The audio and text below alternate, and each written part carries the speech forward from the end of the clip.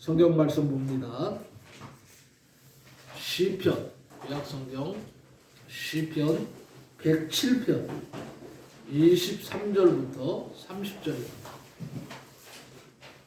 구약성경 시편 107편 23절부터 30절입니다.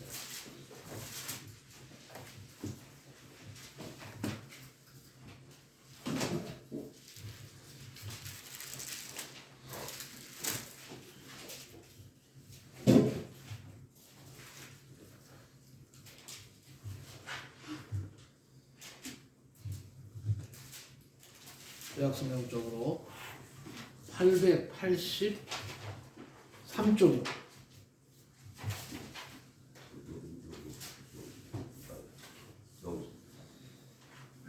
다 찾으시기 바랍니다. 찾으신 줄 알고 교독하겠습니다. 제가 먼저 읽습니다. 배들을 바다에 띄우며 큰 물에서 일을 하는 자는 여호와께서 행하신 일들과 그의 기이한 일들을 깊은 바다에서 보나니 여호와께서 명령하신즉 강풍이 일어나 바다 물결을 일으키는도다. 그들이 하늘로 솟구쳤다가 깊은 곳으로 내려가니 그 위험 때문에 그들의 영혼이 녹는도다. 그들이 이리저리 구르며 취한 자같이 비틀거리니 그들의 모든 지각이 혼돈 속에 빠지는도다. 이에 그들이 그들의 고통 때문에 여호와께 부르짖으매 그가 그들의 고통에서 그들을 인도하여 내시고 광풍을 고요하게 하사 물결도 잔잔하게 하시는도다. 그들이 평안함으로 말미암아 기뻐하는 중에 여호와께서 그들이 바라는 강으로 인도하시는도다. 아멘. 30절 같이 한번 다시 읽겠습니다. 시작. 그들이 평안함으로 말미암아 기뻐하는 중에 여호와께서 그들이 말하는 항구로 인도하시는구나. 아멘. 아멘.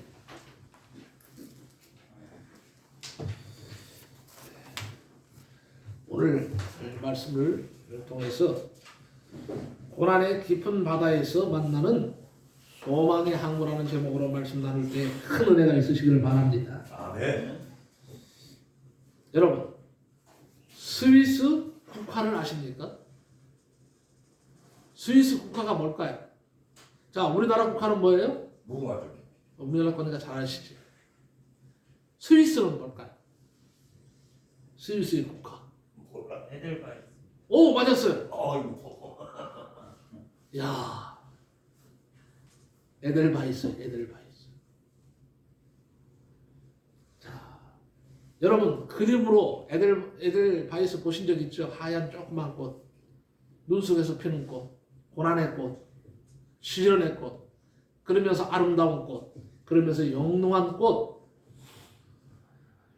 에델바이스는 역경을 이긴 꽃이라는 뜻입니다. 에델바이스라는 것이 참 고결하고 아름다워요. 근데 이 에델바이스는 고산식물입니다. 높은 곳에서 서식합니다. 높은 산에서. 아주 추운 겨울에 눈 속에서 탐스러운 꽃봉오리를 맺습니다. 훈훈한 봄바람에 눈이 녹으면 에델바이스는 그 청정하고 앙증스러운 자태를 드러냅니다. 에델바이스는 시련을 극복해낸 인고의 꽃입니다. 이 꽃은 폭설과 강풍을 견뎌냈기 때문에 더욱 귀하고 아름다운 꽃입니다. 일교차의 추위가 심할수록 에델바이스는 신비한 색을 발한다고 합니다.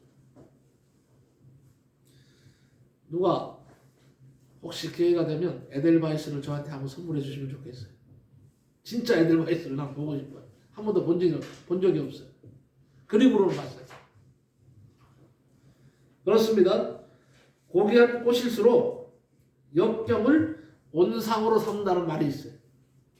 봄이 되면 우리가 자주 볼 수 있는 광경이 또 하나 있습니다. 정원사가 나무의 가지를 싹둑싹둑 잘라버립니다. 어떤 나무들은 무자비할 정도로 잘라냅니다. 그냥 거의 몸통 정도만 남겨놓습니다. 그래서 어느 날 제가 한번 물은 적이 있습니다. 왜 그렇게 과감하게 자르십니까? 물으니까 정원사는 아주 간단하게 대답을 합니다. 나무의 건강을 위해서 자릅니다. 가지를 자르지 않으면 건강하고 좋은 나무가 될 수 없습니다. 또 새 열매를 많이 맺지를 못합니다. 그래서 나무는 아프지만 이렇게 가지치기를 하는 것입니다. 아, 그렇구나. 그렇게 알게 됐어요. 자, 오늘 시편 말씀처럼 우리가 고난의 바다로 깊이 나갈수록 소망의 항구는 점점 더 가까워진다는 것입니다. 이 시편 기자의 표현대로 인생의 항해는 아무런 예고 없이 폭풍이 막 몰아칠 때가 있습니다. 돌풍이 막 일어날 때가 있습니다. 그래서 배가 허우적거리죠. 어느 누구도 인생의 풍랑 앞에서는 힘없이 흔들릴 수밖에 없는 것입니다. 이때는요, 내가 가진 지식도 아무 소용없는 그런 날이 오기도 합니다. 여러분, 많이 배웠다고 해서 이 인생의 거친 풍랑을 헤쳐나가려는 법이 없어요. 오늘 본문 표현 그대로 한다면 사람이 어떤 큰 환난과 시련에 부딪히면 지혜도 바닥나는 것을 알 수가 있습니다. 할 수 있는 것은 아무것도 없다는 것을 느끼게 됩니다. 그런데 이게 중요합니다. 내가 아무것도 할 수 없구나 하고 느껴질 때에 그때 진짜 하나님을 바라보게 된다는 거예요. 하나님을 의지하게 된다는 겁니다. 하나님 앞에 나가서 도움을 요청하게 된다는 겁니다. 이런 인생의 고난, 환난의 바다가 있지 않고서는 사람은요 참 이상해서 하나님을 찾지 않는데요. 자기를 의지하고 자기를 찾고 자기를 자랑하고 그렇게 살아가죠.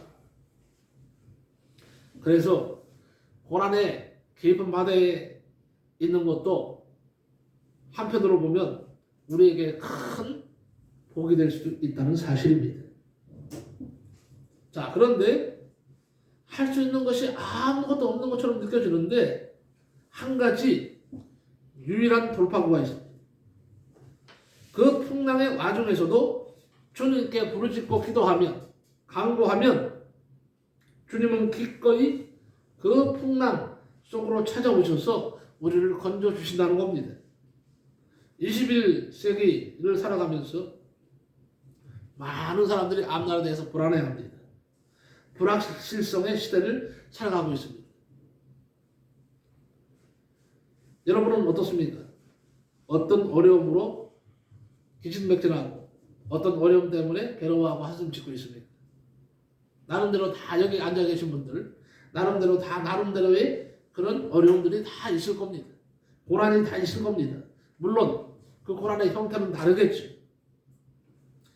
오늘도 여전히 내 인생의 풍랑을 잔잔케 하시며 반드시 소망의 항구로 인도해 주시는 그 예수님을 여러분 믿고 사시기 바랍니다. 아멘. 그렇습니다. 우리가 뭐 찬송도 부르지 않습니까?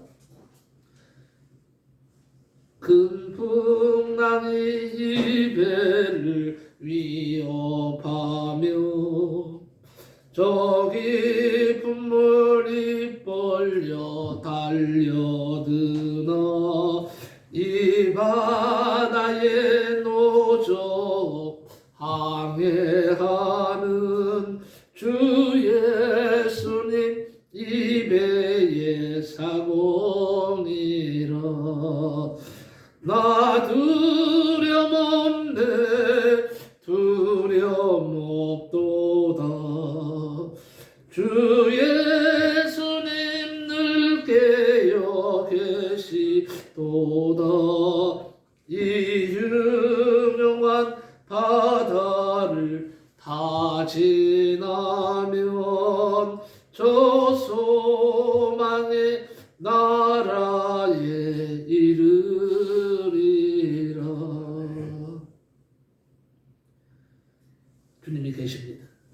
이 흉흉한 바다를 다 지나면 저 소망의 나라에 이룰 수 있도록 주님이 만들어 주십니다. 아멘. 그래요. 인생의 험난한 파도를 내 힘으로는 밀어낼 수 없지만 내 인생의 선장이신 예수님은 그 어떤 풍랑도 잔잔케 하실 수 있는 창조주 하나님이십니다.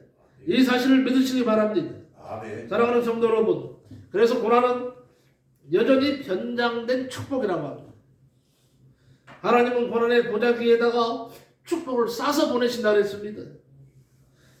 고난은 은혜를 싼 보자기라고 이렇게 말씀하고 있습니다.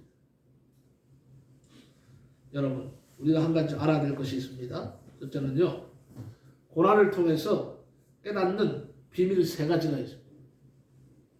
첫째는요, 고난은 참 인생을 배우게 하는 스승이라는 겁니다. 참 인생을 배우려면 고난 속으로 들어가라는 말이 있습니다. 오늘 말씀은 시편 119편 71절에 고난 당하는 것이 내게 유익이라. 이로 인하여 내가 주의 율례를 배우게 되었나이다. 이렇게 시편 기자는 고백하고 있습니다. 하나님은 자기가 사랑하는 사람들에게 고난을 보내서 가르쳐 주십니다. 훈련을 하십니다. 그래서 하나님의 사람으로 온전하게 만들어 가십니다. 광야는 이스라엘 백성들이 최고의 우선순위가 바로 하나님인 것을 분명하게 가르쳐 주기 위한 사전 교육 장소였습니다. 믿음 훈련이죠. 하나님께서는 먹을 것을 달라고 원망하는 이스라엘 백성들에게 만나를 주셨습니다. 근데 하나님 말씀하셨어요. 만나를 먹을 만큼만 거두라 그랬어요. 그런데 이스라엘 백성들은 욕심을 부렸습니다. 하나님이 거두라고 한 만큼 거두지 않고 더 많이 거두기를 원했습니다. 이것은 뭘 말하느냐? 믿음 훈련이에요. 하나님을 믿고 하나님 말씀하시는 대로 행하는 겁니다. 이걸 하나님 원하시는데 사람은 그렇지를 못해. 두 번째는 뭐냐? 순종 훈련이에요. 아침에 거두라 그랬어요. 낮이나 저녁에 거두지 말라 그랬습니다. 순종하라 그랬습니다. 아침에만 거두라 그랬어요. 그래서 이스라엘 백성 대부분은요 아침에 거뒀습니다. 그러면 희한하게 해가 뜨면은 이 만나가 다 사라져 버려요. 그럼에도 불구하고 순종하지 아니하고 낮에 나가는 사람도 있었습니다. 오후에 나가는 사람도 있었습니다. 더 거두려고. 순종 훈련이 안 된 거죠. 또 하나는 기도 훈련입니다. 기도하면 내가 너희와 함께 할 것이다. 기도하면 내가 너희의 소원을 들어줄 것이고 너희가 아름다운 것을 갖게 될 것이라고 말씀을 하셨어요. 우리는 어떻습니까? 믿음 훈련이 잘 되어 있습니까? 순종 훈련이 잘 되어 있습니까? 기도 훈련이 잘 되어 있습니까? 이 3가지를 한번 점검해 보세요. 고난 가운데서. 두 번째는 고난은 하나님을 찾으라는 나팔 소리라는 거예요. 나팔이라는 거예요. 나팔. 존 칼빈은 고난은 돌아오라고 부르시는 하나님의 나팔 소리다라는 유명한 말을 했어요. 여러분 고난이 찾아오면 나를 부르시는 소리로 들으시기 바랍니다. 고난은요 돌아오라는 하나님의 메시지예요. 고난은 하나님이 부르시는 나팔 소리입니다. 빨리 들어와라 하는 나팔 소리. 집을 떠난 당자는 고난 가운데 하나님 앞으로 돌아옵니다. 역사 속에 이스라엘은 고난 가운데 회개하면서 하나님께로 돌아오는 역사가 많이 일어났습니다. 세상을 따라가고 사랑을 따라가고 사람을 따라가고 물질을 따라가고 우상을 따라가다가 실패를 맛보고 돌이킵니다. 그리고 다시 하나님께로 돌아옵니다. 하나님은 고난이라는 나팔을 사용하여서 우리들을 지금도 부르고 계십니다. 여러분 고난 가운데 있습니까? 오히려 기쁘게 여기십시오. 왜냐? 하나님이 나를 부르고 계신다는 거예요. 지금 나팔을 불고 계신 거예요. 빨리 돌아오라고. 돌아가기만 하면 아버지의 품에 안기게 됩니다. 돌아가기만 하면 하나님께서 나를 받아주시고 잔치를 베푸십니다. 세 번째는요, 고난의 보자기에 축복이 쌓여온다는 것이죠.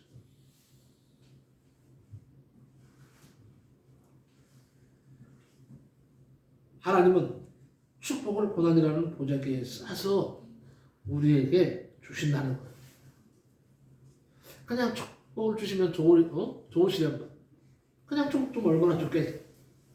근데 하나님은 그렇게 축복을 그냥 주시지 않습니다. 반드시 고난이라는 보자기를 통과할 때 고난의 보자기에 싸서 축복을 보내주십니다. 그래서 그 보자기, 고난의 보자기를 잘 풀면 복이 그 안에 들어가 있어요. 하나님의 선물이 그 안에 들어가 있습니다. 주님이 십자가의 치욕, 고난을 참으셨을 때에 하나님은 예수님을 부활하게 하셨어요. 승천하여서 하나님 우편에 앉게 하셨다는 겁니다. 바울에게 가시가 있었습니다. 저도 가시가 있습니다. 여러분도 아마 나름대로의 가시가 있을 거예요. 바울에게도 위대한 사도였지만 가시가 있었다. 그것을 흔히 우리가 말하기를 안질, 눈병이라고 하기도 하고 또 간질. 그런데 나는 그런 생각을 한번 해봤어요. 만약에 이것이 안질이라고 해도 안질이 뭔지 아십니까? 눈에 피고름이 나는 거예요. 고름이 생겨서 고름이 생기는 거예요. 안질이요. 가렵고 따갑고 막 고름이 생기고 이게 그러니까 아주 막 안질 걸리면 나 사람 아주 고생 엄청 합니다. 안질이라 그래도 사도 바울이 고생했을 거고 간질이라면 더 하죠. 간질 아시잖아요. 갑자기 그냥 푹 쓰러져서 그냥 발광하는 거.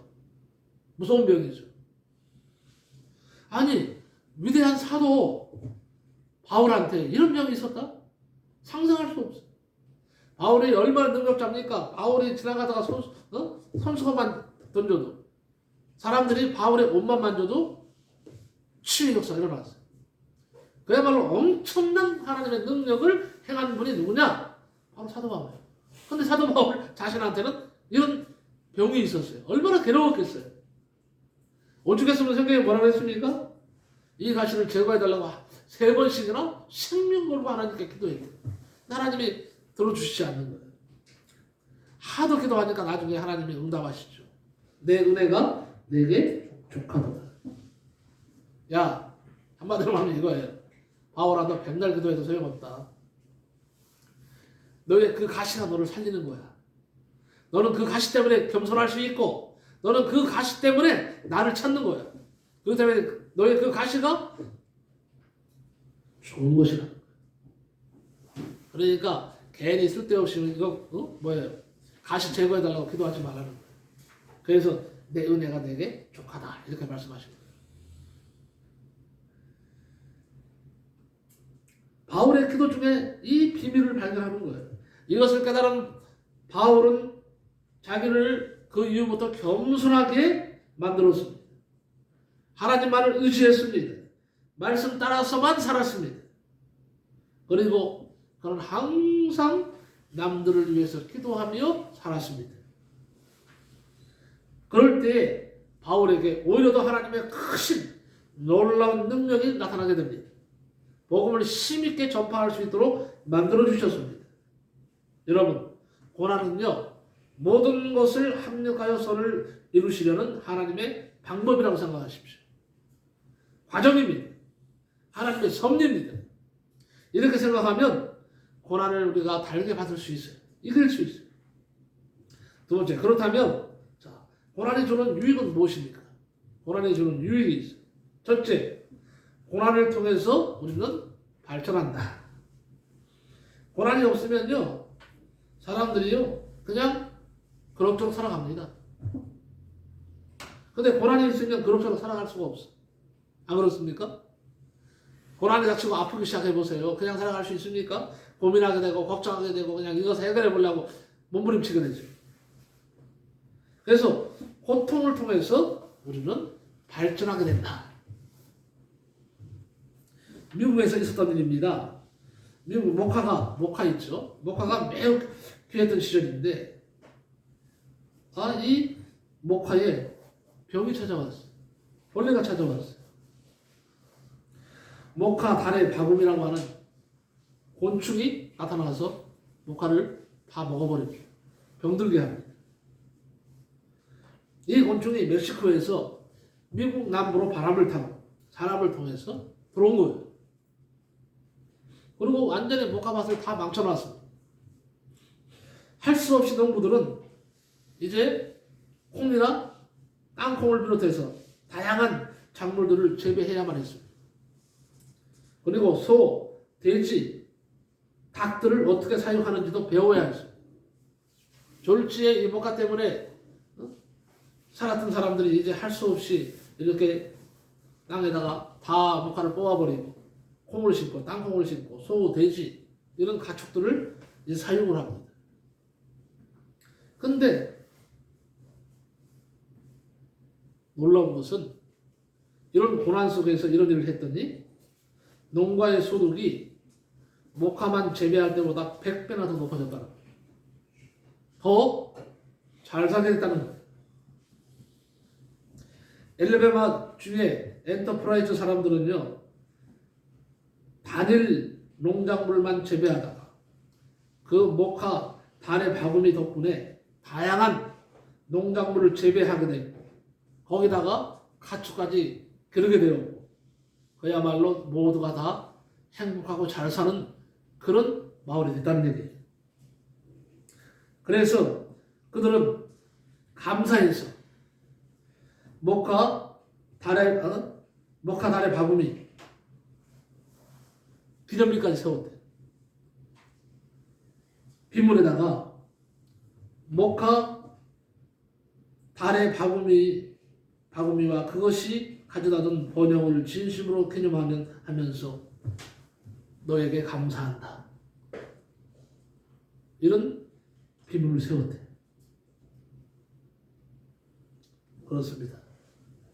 우리가 흔히 말하듯이 아픈 만큼 크는 겁니다. 고난 받은 만큼 성숙해지는 겁니다. 고난 받은 만큼 그것을 이겼을 때 오는 선물은 엄청납니다.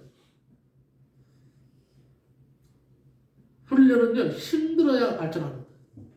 군대는요, 빡세게 훈련을 해야 돼요. 군대는요. 빡세게 훈련해야 되고, 그야말로 마치 전쟁하는 것처럼 긴장하면서 항상 훈련에 임해야 됩니다. 그래야 전쟁이 일어났을 때 승리할 수 있어요.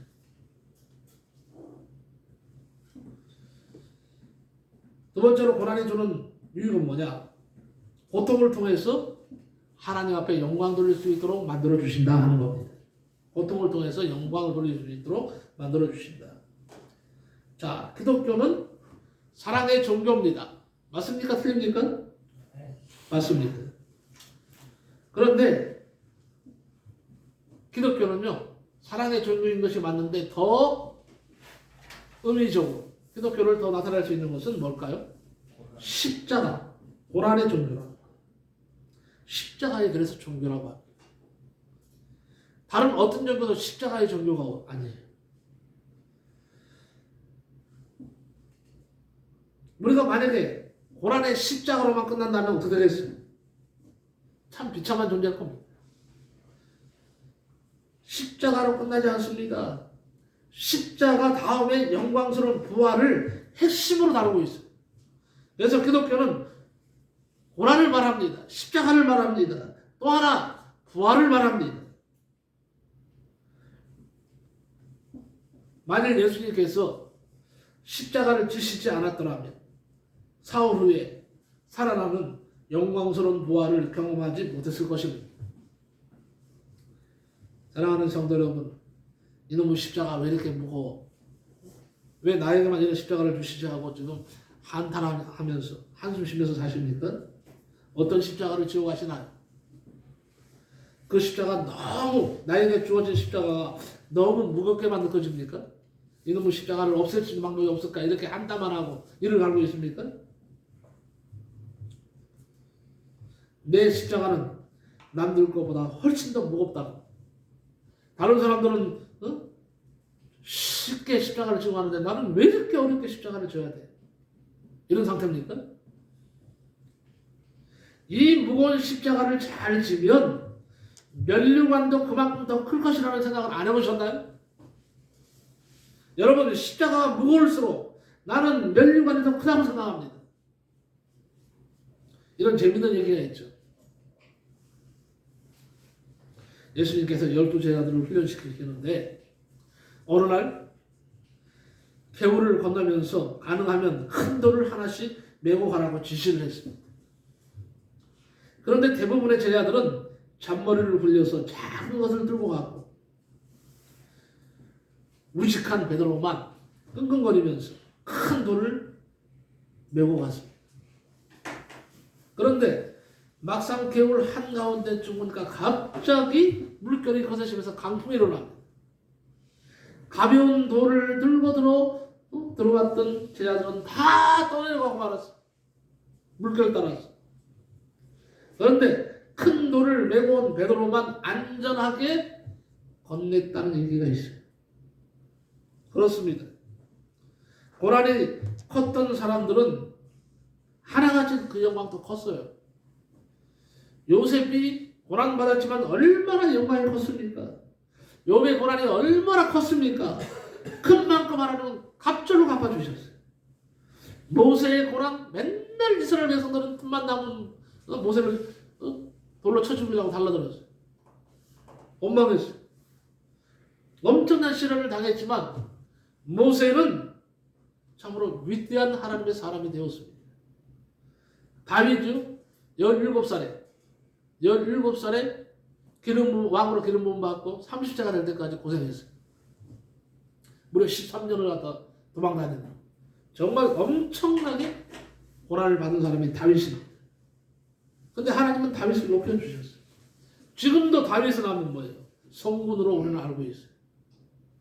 다윗 하면 하나님 마음에 합한 자, 하나님 마음에 드는 자로 알고 있어요. 그런데 그런 이름을 얻기까지 다윗의 고난은 엄청났습니다. 시련도 엄청났습니다. 생명을 맨날 담보로 살아야 되는 그런 참으로 엄청난 고통을 당한 사람이에요. 다니엘의 고난 얼마나 큽니까?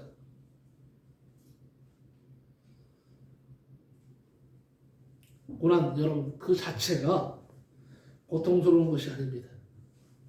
그 고난의 의미를 깨닫지 못하는 것이 고통스러운 것이죠. 새 번역 베드로전서 1장 6절 7절을 보면 이런 말이 있습니다. 그러므로 지금 잠시 동안 여러분이 여러 가지 시련을 겪으면서 어쩔 수 없이 슬픔에 빠져 있더라도 이것을 기뻐하십시오. 너희 믿음의 시련이 불로 연단하여도 없어질 금보다 더 귀하여 예수 그리스도에 나타나실 때에 칭찬과 영광과 존귀를 얻게 하려 함이라고 하지 않았습니까? 여러분의 믿음이 연단을 받아서 순수하게 되면 불로 연단하여도 마침내는 없어지고 마는 금보다 더 귀한 것이 됩니다. 그것은 예수 그리스도께서 나타나실 때에 여러분의 칭찬과 영광을 차지하게 하려는 것입니다.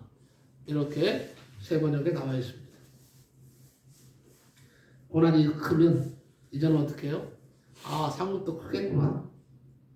고난이 크면 나에게 주실 면류관도 크겠구나. 이렇게 생각하고 달게 받으면요, 그 고난이요 오히려 더 나를 살리는 길이 됩니다. 꼭 믿으시기 바랍니다. 세 번째는요, 고통을 통해서 영성이 강해집니다. 이게 좋은 점이에요. 고통을 통해서 내 안에 있는 영성, 하나님을 향한 영성이 강해지는 겁니다. 우리 몸이 건강해지려면 적당히 고통스러운 훈련과 운동이 필요합니다. 마찬가지로 우리의 영성은 더욱 그렇습니다. 인간의 영성은 시련과 연단을 통해서 강해지는 겁니다. 그 대표적인 인물이 아까도 말씀드렸듯이 바울 아닙니까? 바울은 연단이 많았던 만큼 그의 영성은 타의 추종을 불허했습니다. 강한 영성의 사람이 되었습니다. 여러분, 장미나무에 거친 가시가 있기에 장미꽃이 아름다운 겁니다. 바울은 육체의 가시 때문에 영성이 더욱 강해졌습니다. 그리고 네 번째는요, 고통을 통해서 귀한 그릇이 된다는 것을 믿으시기 바랍니다. 귀한 그릇을 보세요.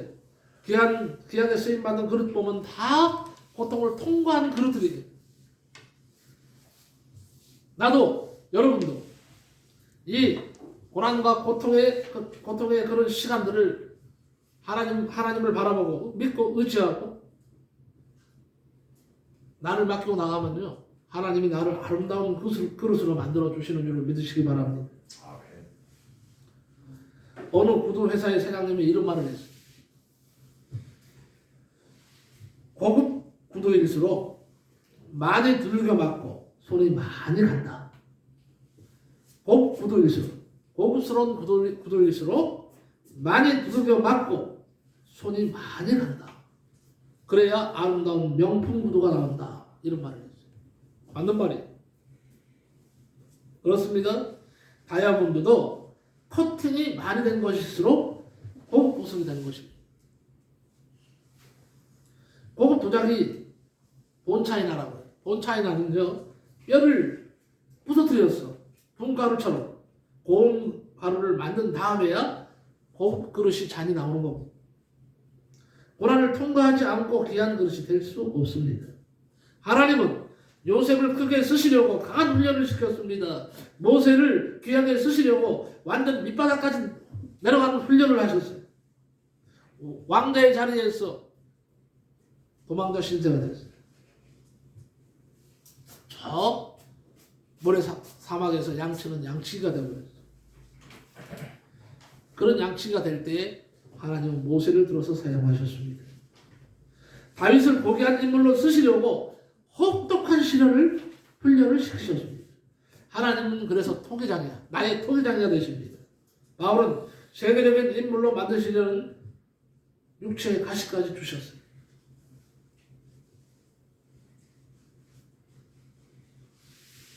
이제 좀 고난을 다시 한번 생각해 보시기 바랍니다.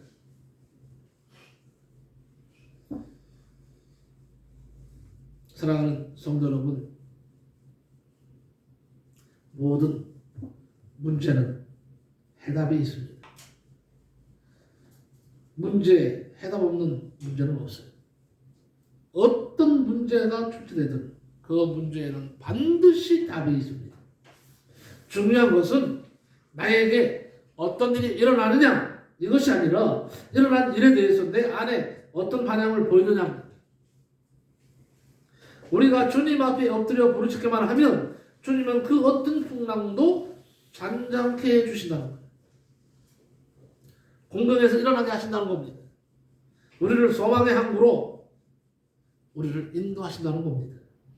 마지막으로 세 번째는요, 소망의 항구로 인도하시는 하나님이 계시니 여러분 안심하시기 바랍니다. 소망의 항구로 인도하시는 하나님이 살아계시고 나와 함께 하고 계시기 때문에 여러분 고난 가운데 있다 할지라도 안심할 수 있는 겁니다. 하나님의 말씀 앞에서 무섭게 들어오던 이 바다도 곧 잔잔해집니다. 오늘 본문 30절에 나와 있죠. 그들이 평온함으로 말미암아 기뻐하는 중에 여호와께서 그들의 바라는 항구로 인도하시는도다 그랬어요. 그렇게 풍랑이 일고 무서운 바다였지만 하나님이 인도하시는 항구로 들어오면 그 가운데 결국 풍랑도 끝이 있고 항해도 끝이 나게 된다는 것이죠. 마태복음 14장 말씀을 보면 제자들이 배를 타는 장면을 보게 되죠. 그런데 제자들의 배가 풍랑에 몹시 시달립니다. 예수님께서는 바다 위로 걸어서 제자들에게 오십니다. 캄캄한 밤에 이 광경을 본 제자들이 귀신인가 하여 놀라서 소리를 지릅니다. 그래서 예수님께서 내니 안심하라고 하셨어요. 이때 예수님을 바라보며 베드로는 이렇게 말을 합니다. 주님, 정말 주님이시거든 나더러 물 위로 걸어서 주님께 오라고 명령하십시오. 예수님께서는 베드로에게 이렇게 말씀하셨습니다. 마태복음 14장 29절에서 33절을 보면요, 예수님이 오너라 하시자 베드로가 배에서 내려서 물 위로 걸어서 예수님을 향해 갔다. 그러나 그가 파도를 보고 무서워하다가 물에 빠져들자 주님 살려주십시오 하고 소리쳤다. 예수님이 즉시 손을 내밀어 그를 붙잡으시며 믿음이 적은 사람아 왜 의심하였느냐 하시고 배에 함께 오르시자 바람이 멎었다. 그때 배에 있던 제자들이 예수님께 절하며 주님은 참으로 하나님의 아들이십니다 라고 하였다. 세 번역에 이렇게 나와 있습니다. 결론적으로 말씀을 드립니다. 하나님은 오늘도 우리를 풍랑이는 바다에서 오라고 하십니다. 나에게 오라. 내가 너를 고난의 풍랑에서 건져주겠다. 나는 너를 안전한 항구로 인도할 여호와 하나님이니라 하고 말씀하십니다. 하나님은 우리를 사망의 길에서 건져내어서 생명의 길로 인도하여 주십니다. 하나님이 예비하신 생명의 길, 그 길이 바로 오직 예수 그리스도이십니다. 하나님은 오늘도 당신의 아들 예수님을 주시면서 너희가 내 아들 예수를 바라보면 어떤 풍랑이 온다 할지라도 네가 어떤 풍랑 가운데 바다 가운데 있다 할지라도 내 아들 예수가 너를 항구로 인도할 것이다. 예수님의 십자가로 우리는 참 구원을 허락받았습니다. 예수님만이 우리의 안식이시며 평안이 되십니다. 성도님들 모두가 고난의 깊은 바다에서 소망의 항구로 인도하시는 하나님, 그 하나님을 만나시기를 축복합니다. 아멘. 기도합니다. 고마우신 하나님 감사합니다. 내가 비록 고난의 깊은 바다에 있다 할지라도 아버지 하나님께서 참으로 소망의 항구를 만들어 주셔서 나를 안전한 곳으로 인도하시는 줄로 믿습니다. 우리 사랑하는 성도들을 아버지 하나님의 고난의 바다에서 안전한 항구로 모두 피신할 수 있도록 인도하여 주옵소서. 예수 그리스도의 이름으로 기도하옵나이다. 아멘. 아멘.